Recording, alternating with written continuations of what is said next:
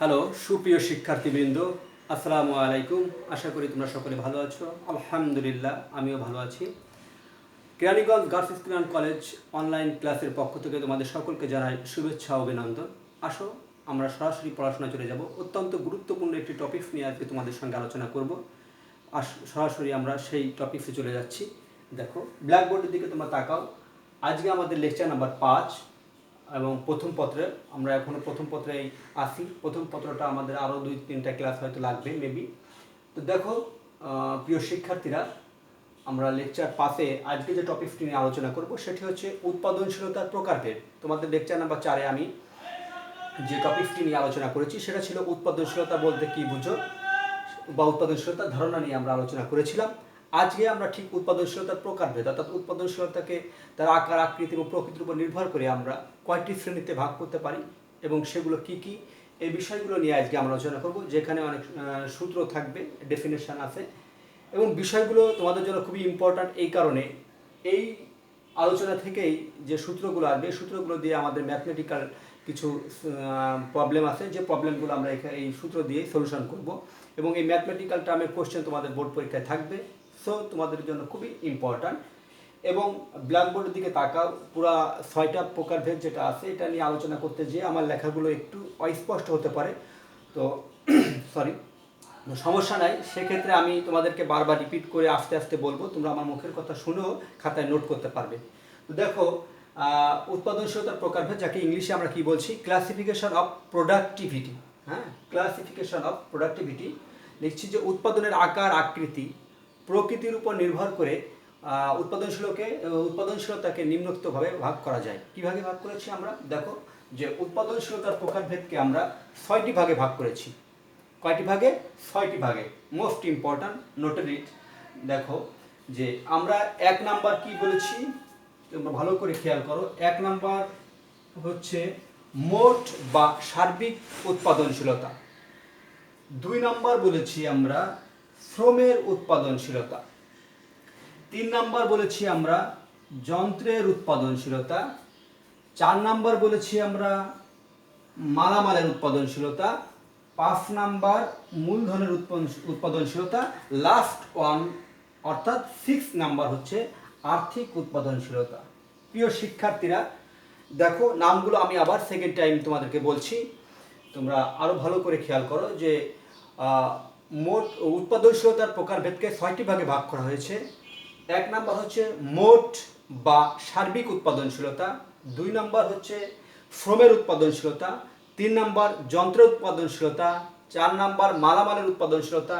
5 number মূলধনের উৎপাদনশীলতা। 6 number আর্থিক উৎপাদনশীলতা। ক্লিয়ার? আচ্ছা, নৈর্ব্যক্তিকে থাকতে পারে তোমাদের জন্য এখান থেকে যে উৎপাদনশীলতাকে কয়টি ভাগে ভাগ করা হয়েছে, তোমরা কি বলবে?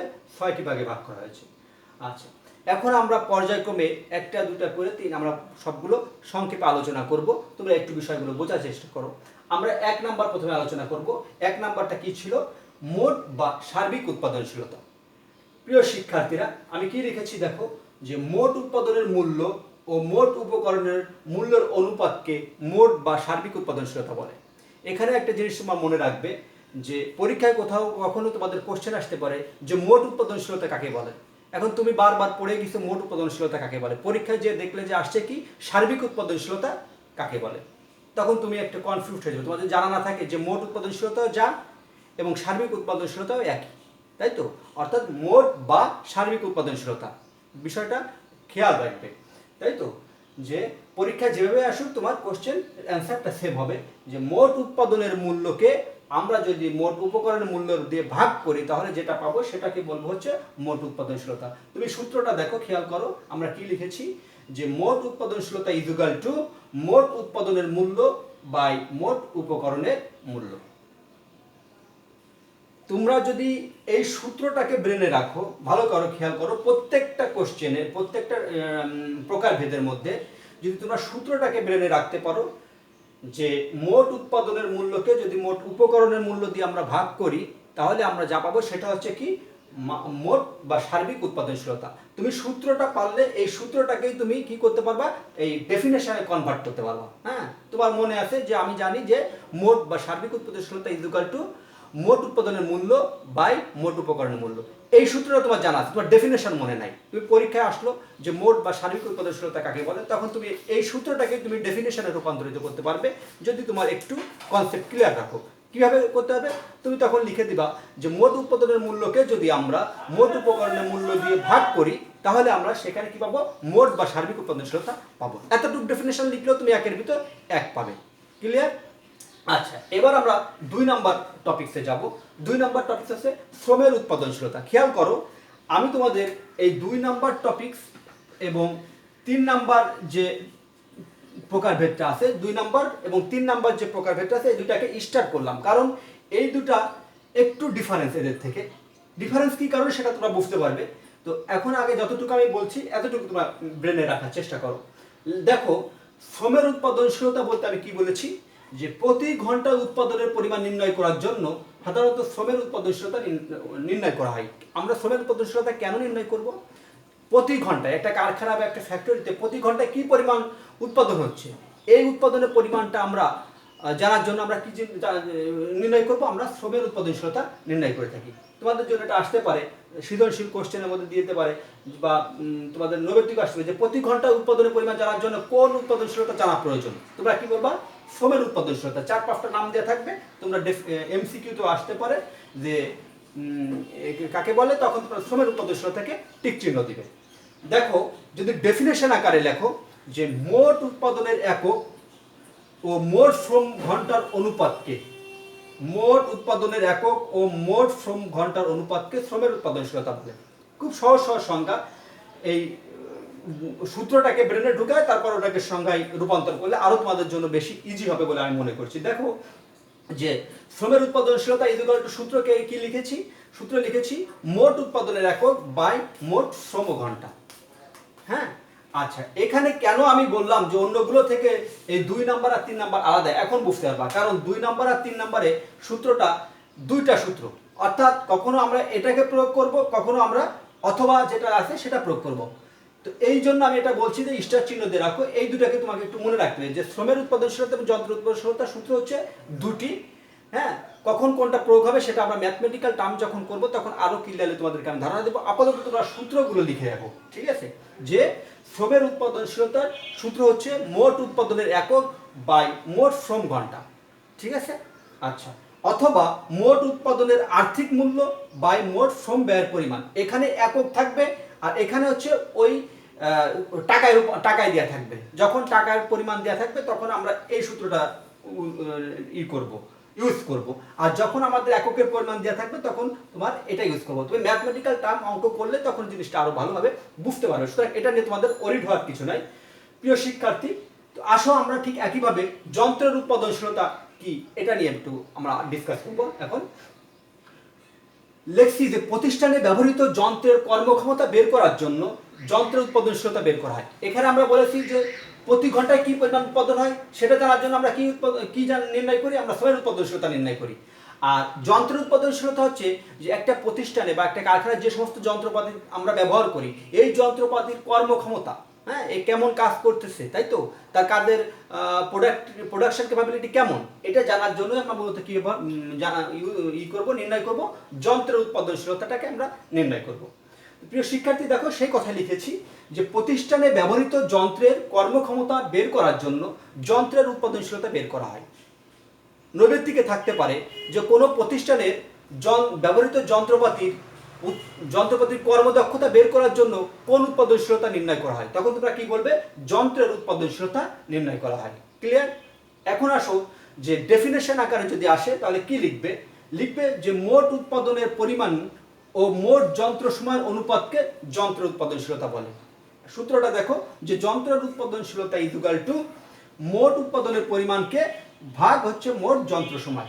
হ্যাঁ, তাহলে এটাকেই আমরা এখানে কি লিখেছি, ডেফিনেশন আকারে লিখেছি যে মোট উৎপাদনের পরিমাণকে মোট যন্ত্র সময় দ্বারা ভাগ করলে বা তাদের অনুপাতকে কি বলে, যন্ত্রের উৎপাদনশীলতা বলে। আচ্ছা, অথবাতে আমরা কি লিখেছি, এর আরেকটি সূত্র কি লিখেছি যে মোট উৎপাদনের মূল্য বাই হচ্ছে মোট যন্ত্র সময়ের মূল্য। অর্থাৎ এখানে থাকবে টাকা ব্যাপারটা আর এখানে থাকবে একক। খেয়াল করবা এই নিচে সূত্রটা থাকবে হচ্ছে সব দুটাই হচ্ছে টাকা। হ্যাঁ, যন্ত্র সময়ের টাকায় বের করে দিতে থাকবে তখন আমরা এই সূত্রটা ফেলবো, আর যখন দুটাই এককে থাকবে তখন আমরা এই সূত্রটা বের করবো। ক্লিয়ার? এই জন্য 2 আর 3টাকে একই রকম, এই জন্য তোমাদের 2 আর 3টাকে আমি কি বলেছি, স্টার চিহ্নতে রাখো। আচ্ছা, আর 4 নম্বরে আসো, যে আমরা এখন যে প্রকারভেদটা আলোচনা করব সেটা হচ্ছে মালামালের উৎপাদনশীলতা। ঠিক আছে, মালামাল বা কাঁচামাল একই কথা। তাহলে আমরা কি বলবো, যে মোট উৎপাদনের মূল্য ও মোট মালামালের, ব্র্যাকেট আমি দেখো লিখেছি কাঁচামাল, মালামাল বলতে কাঁচামাল বোঝাবে, যে র মেটেরিয়ালস গুলো ইউজ করে আমরা কি করি, চূড়ান্ত পণ্যটা উৎপাদন করি, তাই তো। আচ্ছা, তো দেখো যে মোট উৎপাদনের মূল্য ও মোট মালামালের বা কাঁচামালের মূল্যের অনুপাতকে মালামালের উৎপাদনশীলতা বলে। খুবই সহজ একটি সংজ্ঞা, তুমি সূত্রটা দেখলে এটা কোনো কঠিন কিছু না, তুমি আগে সূত্রটা মুখস্থ করে হলো, সূত্রটাকে মুখস্থ করতে পারলে তখন তুমি এটাকে ডেফিনেশনে কনভার্ট করবে। খেয়াল করো যে মালামালের উৎপাদনশীলতা ইকুয়াল টু মোট উৎপাদনের মূল্য বাই মোট মালামালের মূল্য। এখানে আর একক না, হ্যাঁ দেখো এটাও একক না, এটাও একক না, এটাও একক না, এটাও একক না, একক শুধু হচ্ছে এই দুইটা। এখানে এককও আছে আবার টাকাও আছে, এককও আছে টাকাও আছে, কিন্তু বাকি যে ইসে আছে 4টা সূত্র আছে সেখানে কোনো আর একক আসবে না, সেখানে সব আসবে কিসে, টাকা। এই ধরনের সব মূল্য আছে দেখো, ঠিক আছে, সেখানে সব আসবে কি, টাকা। তো ম্যাথ অঙ্ক করলে তুমি আরো ব্যাপারটা বুঝবে। দেখো আরো একটা মজার বিষয়, প্রত্যেকটা সূত্রের উপরেই আছে কি, মোট উৎপাদনের মূল্য, মোট উৎপাদনের মূল্য, মোট উৎপাদনের মূল্য, মোট উৎপাদনের মূল্য, মোট উৎপাদনের মূল্য, এরকম করেই তোমাদের প্রত্যেকটা সূত্রতে প্রথম অংশটা কি থাকে, মোট উৎপাদনের মূল্য। এটা এই 1 number 2 number 3 number 4 number 5 number পর্যন্ত এটা সেম। তো আর নিচেরটা কি হবে, এতটুকু খেয়াল করো, নিচেরটা হবে কোনটা, যে টপিকসটা তুমি লিখতেছো ওই সাধারণত ওই টপিকসটারই রিলেটেড কথা তোমার নিচেই আসবে। এই জন্য তোমরা টেকনিক অ্যাপ্লাই করে জিনিসগুলো তোমরা মেমোরাইজ করার চেষ্টা করবে। আসো তাহলে মালামাল উৎপাদনশীলতা তোমরা বুঝতে পারছো। এখন আসো আমরা মূলধনের উৎপাদনশীলতা কি সেটা বোঝার চেষ্টা করি। মূলধন উৎপাদনশীলতা কি বলে লিখেছি, যে মোট উৎপাদনের মূল্য বা মোট আয়কে, এখানে আর একটা কথা বলেছে যে মোট উৎপাদনের যে মূল্যটা বা মোট যে আমাদের আয়টা হয়েছে, এই আয়কে যে মোট যে মূলধনের পরিমাণ আছে এটা দিয়ে ভাগ করলে যা পাওয়া যায় সেটা হচ্ছে মূলধনের উৎপাদনশীলতা।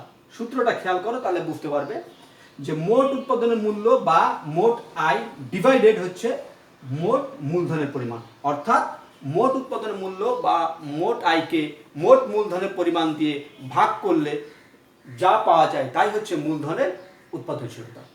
কত সহজ সংজ্ঞা, ঠিক আছে, তোমরা সূত্র মনে রাখো, ডেফিনেশন অটোমেটিক্যালি তৈরি হয়ে যাবে।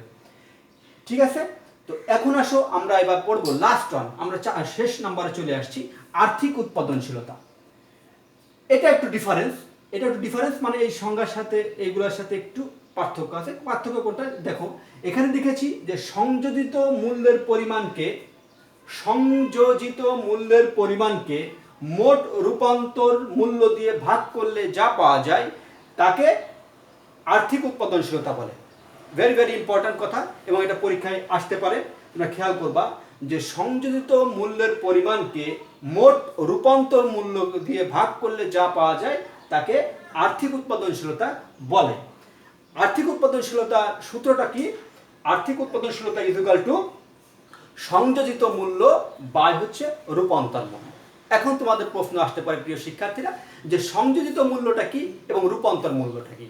তুমি যদি এই দুটো জিনিস না জানো তাহলে তুমি এই অ্যান্সারটা দেওয়া তোমার জন্য কঠিন হয়ে যাবে, এবং ম্যাথমেটিক্যাল টার্মে তুমি পারবে না, কারণ তোমার এখানে সংযোজিত মূল্যটা তোমার ডাইরেক্ট থাকবে না, এখানে সংযোজিত মূল্যটা তোমাকে ক্যালকুলেশন করে বের করে আনতে হবে, ঠিক রূপান্তর মূল্যটাও তোমাকে বের করে আনতে হবে। ডাইরেক্ট তুমি এই ইনফরমেশনটা তোমার কোশ্চেনের ভিতর পাবে না। এখানে যেমন কোশ্চেনের ভিতর ডাইরেক্ট মালামাল উৎপাদনশীলতা এত বা যন্ত্র উৎপাদনশীলতা এত এরকম ইগুলো পাবে, সেখানে তুমি সংযোজিত মূল্যের পরিমাণ এরকম সাধারণত থাকবে না। হ্যাঁ, সেখানে তোমার কি করতে হবে, সংযোজিত মূল্যের পরিমাণ এবং রূপান্তর মূল্যের পরিমাণ তোমার আলাদা বের করে আনতে হবে। এই জন্য তোমাদেরকে অবশ্যই জানতে হবে যে সংযোজিত মূল্যটা কীভাবে আমরা বের করবো বা কীভাবে পাবো। দেখো আমি লিখেছি যে সংযোজিত মূল্য ইকুয়াল টু বিক্রয় মূল্য মাইনাস কাঁচামাল বা মালামালের মূল্য, অর্থাৎ তোমার যে কোশ্চেনে যে বিক্রয় মূল্যটা থাকবে সেই বিক্রয় মূল্য থেকে তোমার কোশ্চেনে যে কাঁচামাল বা মালামালের যে মূল্যটা থাকবে সেটার বাদ দিয়ে, সেটার সাথে বিয়োগ দিয়ে তুমি যে মূল্যটা পাবে সেটা হচ্ছে সংযোজিত মূল্য। ক্লিয়ার? এবার আসো যে রূপান্তর মূল্য। রূপান্তর মূল্য কি, নামটা শুনে বুঝো, ভালো করে খেয়াল করো যে রূপান্তর মূল্য কি। পরীক্ষায় তোমার 1 মার্কের সৃজনশীল কোশ্চেন আসতে পারে রূপান্তর মূল্য বলতে কি বুঝো, বা পরীক্ষায় আসতে পারে সংযোজিত মূল্য কাকে বলে। আচ্ছা, এগুলো নৈবেদ্যিকের জন্য খুব ইম্পর্ট্যান্ট, যে সংযোজিত মূল্য নৈবেদ্যিকে থাকতে পারে, ঠিক আছে? তখন তোমাকে মনে রাখতে হবে বিক্রয় মূল্য থেকে যদি আমরা কাঁচামাল বা মালামালের মূল্যকে বাদ দেই তাহলে আমরা কি পাই? সংযোজিত মূল্যটা পাই। আচ্ছা, রূপান্তর মূল্য হচ্ছে তুমি যে কাঁচামালগুলো বাবার থেকে ক্রয় করে নিয়ে আসছো, তুমি মনে করো একটা ইট প্রস্তুতকারী প্রতিষ্ঠান তোমার, তাই তো? তুমি কাঁচামাল কিনে এনেছো, কি মাটি কিনে নিয়ে এসেছো, তাই তো? তো এই মাটিকে প্রসেসিং করে তুমি এর ভিতরে তোমার কী দিতে হবে? লেবার কস্ট দিতে হবে, শ্রম ব্যয় দিতে হবে, তারপর তোমার এখানে মেশিন লাগবে। তো এই মাটি কিনে নিয়ে আসলে মেশিন লাগতেছে, শ্রম লাগতেছে, এই যে এইগুলো জিনিসগুলো প্রসেসিং করে তুমি কি পাচ্ছ? আলটিমেটলি ইট তৈরি করতে পারতেছো, তাই তো? তাহলে এই কাঁচামালকে চূড়ান্ত পণ্য রূপান্তর করার জন্য যে ব্যয়টা তোমার করতে হয় সেটাকে আমরা কি বলবো? রূপান্তর ব্যয়। আরো ভালো করে খেয়াল করো বিষয়টা, যে কাঁচামালকে চূড়ান্ত পণ্য রূপান্তর করার জন্য তুমি যে ব্যয়গুলো করে থাকবে বা একটা কারখানার মালিক যে ব্যয়গুলো করে থাকে সেই ব্যয়কে আমরা কি বলছি? রূপান্তর ব্যয়। যেমন যেমন কোনগুলো? শ্রমের ব্যয়, যন্ত্রের ব্যয় এবং অন্যান্য আরো কিছু ব্যয় তোমার থাকবে। তাহলে এই কারণে আমি তোমাদেরকে বলেছি যে এই আর্থিক উৎপাদনশীলতায় যখন তুমি এই ধরনের রিলেটেড অঙ্ক তুমি করবে তখন তোমাকে সংযোজিত মূল্যটা এবং রূপান্তর মূল্যটা আলাদা বের করে এনে তখন তোমাকে এই সূত্রটা ইউজ করে অঙ্কটা করতে হবে, ঠিক আছে? তো সুপ্রিয় শিক্ষার্থীবৃন্দ, আজকে আমি যে আলোচনা তোমাদের করেছি এটা খুবই ইম্পর্ট্যান্ট ছিল তোমাদের জন্য, কারণ এর পরবর্তী ক্লাসেই আমি তোমাদেরকে এই রিলেটেড যে ম্যাথমেটিক্যাল কোশ্চেনগুলো তোমাদের পরীক্ষায় আসে বা বোর্ড পরীক্ষায় আসে সেই টাইপের কোশ্চেনগুলো নিয়ে আমরা তোমাদেরকে আলোচনা করব। হ্যাঁ, তো এই তোমাদের যে কাজ আগামী মঙ্গলবার, তোমরা জানো আমরা সপ্তাহে 2টা করে ক্লাস দিই প্রতিটা বিষয়ে। আমার ক্লাস হচ্ছে শনিবার এবং মঙ্গলবার। তো তোমরা সেভাবে তোমার প্রিপেয়ার থাকবে। আজকে আমি শনিবারে তোমাদেরকে যে ক্লাসটা দিচ্ছি, আগামী মঙ্গলবার পর্যন্ত তোমরা 2-3 দিন সময় পাবে। এর মধ্যে এই টপিকটি পুরো তোমরা মাথায় তোমার ঢুকে ফেলবে এবং ক্যাপচার করে ফেলবে, যাতে পরবর্তীতে যে নতুন টপিক আসবে এই রিলেটেড আসবে তোমাদের বুঝতে যাতে সুবিধা হয়। তোমরা এই বিশেষ করে সূত্রগুলো একদম টনটনা মুখস্থ করে ফেলবে। সূত্র পারলে তোমরা ডেফিনেশন অটোমেটিক্যালি পারবে, সেই টেকনিক আমি তোমাদেরকে দেখিয়ে দিলাম। আর একটু বইটা স্টাডি করবে, তাহলে আশা করি তোমরা এই বিষয়টা সম্পর্কে পুরোপুরি ধারণা লাভ করতে পারবে। তো ধন্যবাদ সবাইকে। আগামী ক্লাস পর্যন্ত সকলে সুস্থ সুন্দর থাকো সেই কামনায় আজকের মতো লেকচার এখানে শেষ করছি। আসসালামু আলাইকুম।